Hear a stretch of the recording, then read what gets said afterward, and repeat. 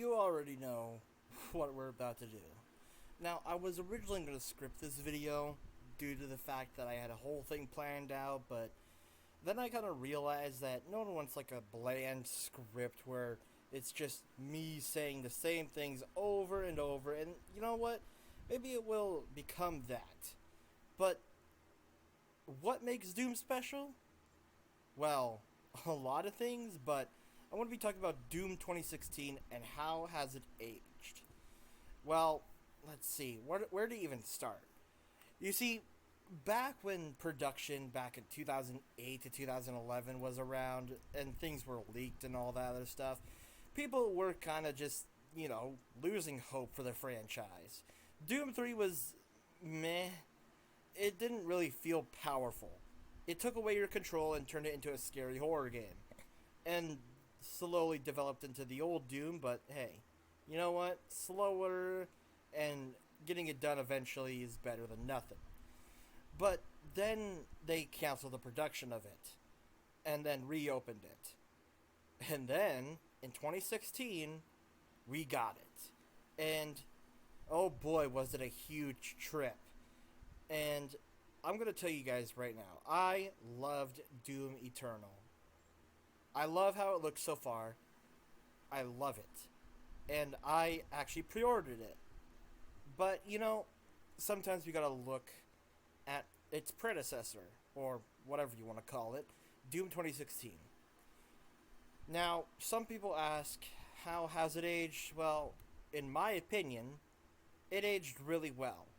Sure, it's not going to be as fast or as brutal as Doom Eternal, and maybe it's a little slower, maybe, but it still doesn't mean that it's a bad game. In fact, it's a great game, an amazing one, and it, in my opinion, should have earned itself the title of Game of the Year. But I'm hoping Doom Eternal will get that title. I really am. So, y'all are probably wondering, well, if that's your opinion, why isn't the video ending here? Well, because I want to talk about a few things about Doom. I love it. It's an amazing game. Y'all already know who I am if you've seen my Twitter and said, oh, and you hear me saying a lot of things about Doom a lot of the time. But Doom is an amazing series. I remember I played the original Doom and Doom 2 on an old computer of my friend's. He was probably the first friend I had on the neighborhood that I lived on. Sadly, he moved away. I don't know where he is right now. But nonetheless, I was able to play it on emulator. And boy, was I impressed. To think that the original Dooms were made in the 1990s with so much free range and so much amazing, gimmicks and stuff like that. It's amazing. But, of course, with every good game comes maybe a bad sequel or a bad third installment. And to be honest, I don't hate Doom 3. I just don't really see the appeal in it. Now, of course, I've seen many people defend it, and you know what? To each their own. If you enjoy that style of game, that's fine. But Doom isn't a horror game. It's not a scary game with guns. It's a game where you are the ultimate powerhouse.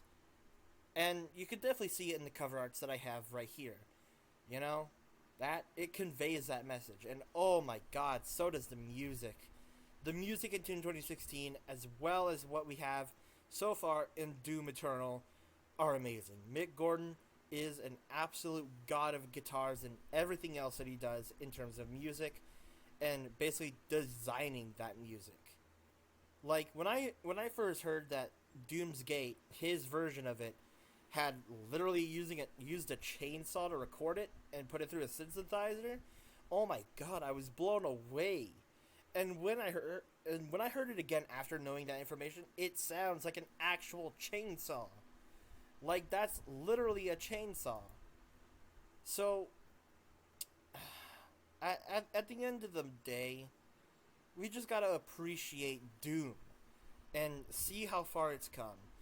Now, of course, when we talk about the Doom 4 and how it would have been basically Call of Duty Black Ops originally, I understand that maybe people had so many different feelings. You know, maybe some COD kids had some like, oh my god, this looks cool. It's basically Call of Duty Zombies as a campaign, and what I would have said to them, no, this is the death of a franchise. This is the death of something that could have been so much more than just two games and a third okay game.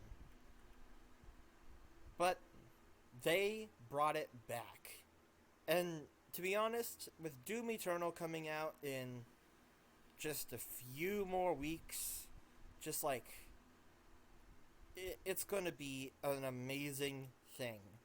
And I'm gonna be streaming Doom Eternal uh, for most of my gameplay. I'm gonna be streaming Doom Eternal every single day. Every single day, the moment I get home, it's just gonna be me on my Xbox streaming it either on Twitch, on Mixer, whatever. And I will link my Twitch and my Mixer.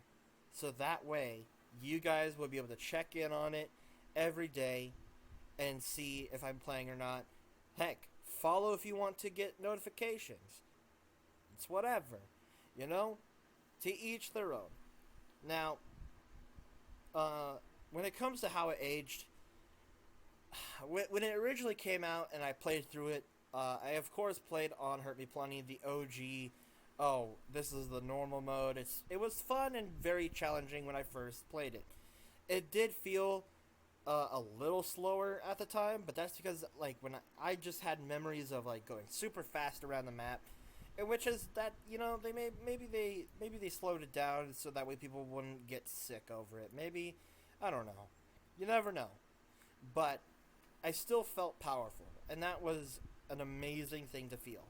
Most games nowadays, like the Black Ops series and all this other stuff, sometimes their actions are just so kind of just predictable.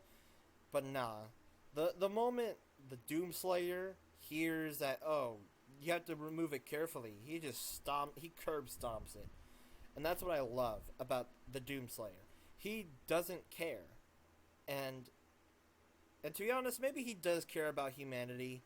Well, he does, but he doesn't want them interacting with the demons and stuff from hell. He doesn't want that. That's not how it works. But of course, you know, with Doom Eternal, they're going to be focusing a little bit more on the story. Of course, it's still an optional thing. You can skip the cutscenes. You can choose to read the codex entries, whatever. And I love that about Doom.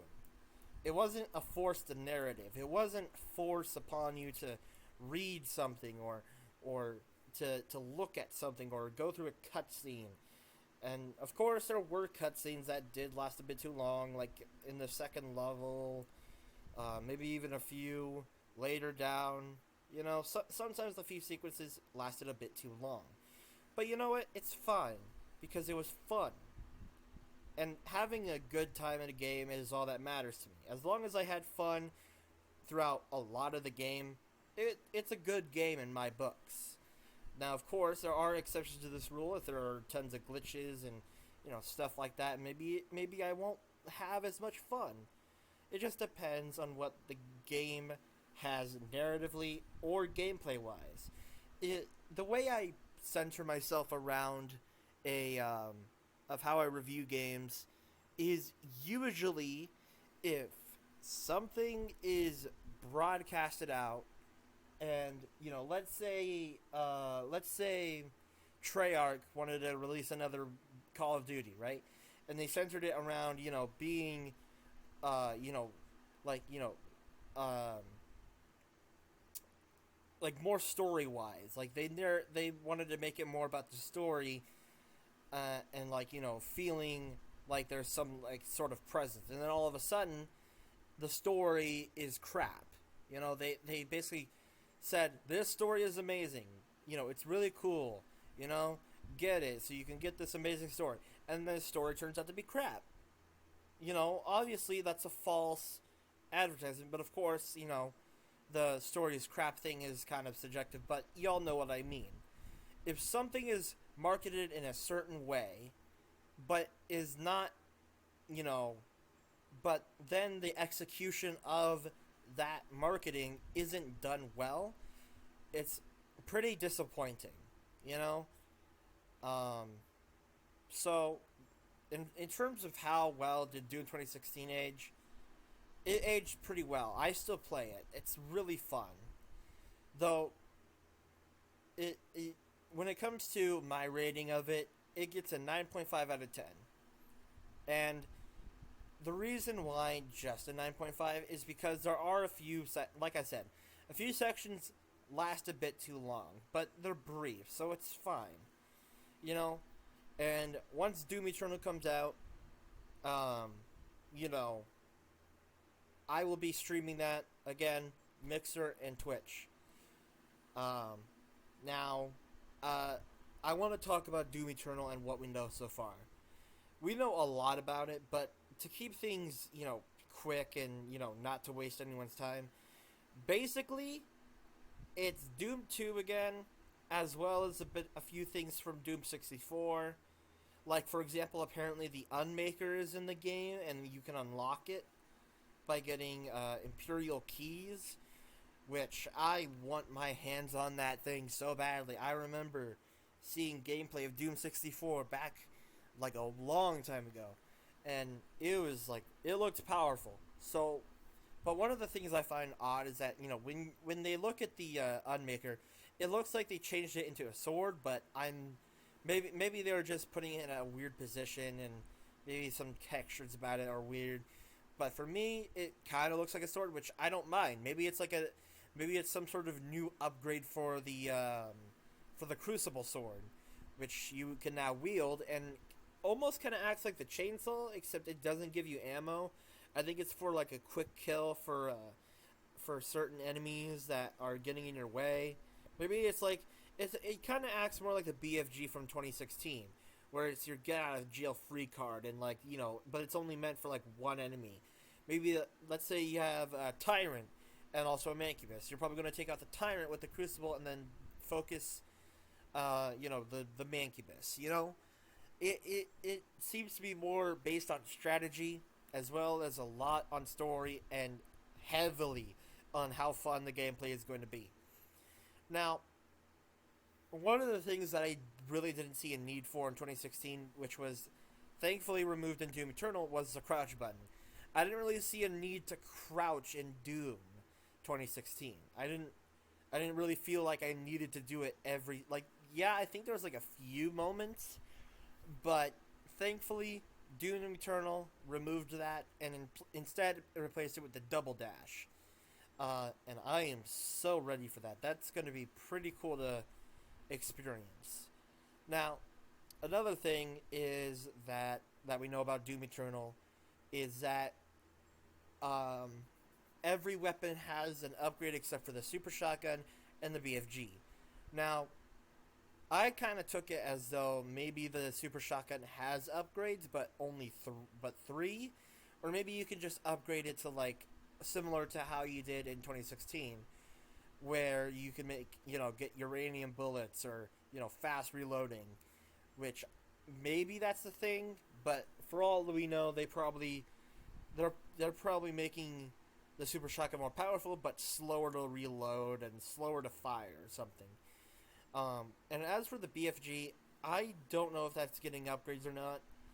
Like, the way I took it, it's kind of like, oh, every weapon except for the BFG and Super Shotgun have upgrades. So, I don't know. Maybe there's some form of, like, upgrading for those weapons, but you can't get attachments. You can't get mods. Because they were talking about the mods, but they didn't really talk about upgrades. And, sometimes upgrades and mods mean the same thing, but when I mean upgrades, I mean like, spending your points on them to make them either shoot faster or reload faster, similar to 2016 Super Shotgun. And you can master it to where it could shoot twice instead of, only once before having to reload. I think another really common I think a really cool thing about Doom Eternal is the fact that when they showed it off at QuakeCon, they also showed off some concepts of new demons and stuff like that. I think they introduce a lot of new stuff. Like I think the new ones, as far as I know, the really new, like the for real new ones that have never been seen before, are the Marauder and the Doom Hunter.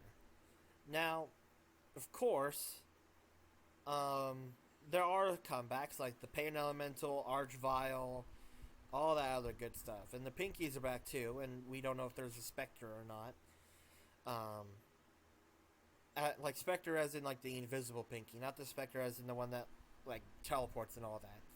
But there are also new ones as well, like the Spectre. Um, there's also the Gargoyle and this thing called the Maker Drone, which um, apparently shout out to Midnight on this, but go check him out. But he did an interview with Hugo Martin and Marty, and they said that the Maker Drone's weaknesses are shooting them in the head, and it gives you resources. So I'm wondering how they will play or how they will behave in the campaign.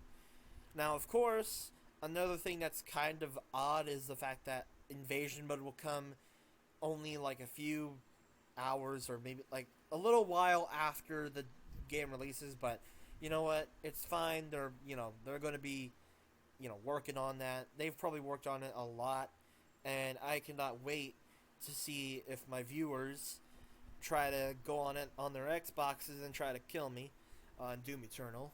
You know what I mean? That's going to be pretty fun. Um, and one more thing before this video ends is the fact that there is going to be a heavy story, but not only that, um, there is so much new stuff.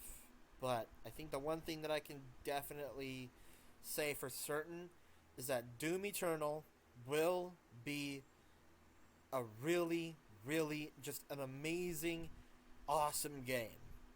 I can say that for certain. I can tell because these people are dedicated.